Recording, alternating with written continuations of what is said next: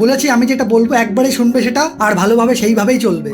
আর যদি সেই মতো চলতে না পারো, নিজের মর্জি মতো চলবে ভাবো, তাহলে তোমার এখানে থাকতে হবে না, চলে যাও তুমি এখান থেকে।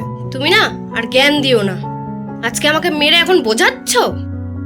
আমার মাই ঠিক ছিল, আমাকে যদি বিয়ে না করতাম সেটাই ভালো ছিল। আমার মা আমাকে চলে যেতে বলেছে, আমি আমার মার কাছে চলে যাব।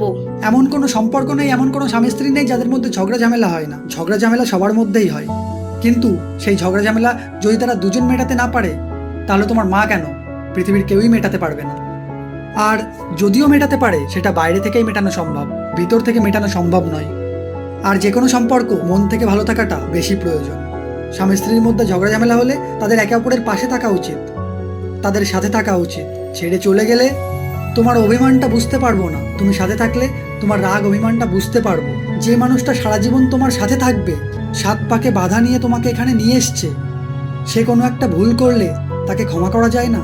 আমি মানছি তুমি ভুল করেছো, আমি সেটার শাসন করে তোমার গায়ে হাত তুলেছি, সেটা আমার ভুল। তোমার বাবা মার মধ্যে কি কোনো ঝগড়া ঝামেলা হতো না? কিন্তু তোমার দিদা যদি তোমার মাকে বলতো ছেড়ে চলে যেতে, তাহলে ভেবে দেখো আজকে তোমার অবস্থা কি হতো।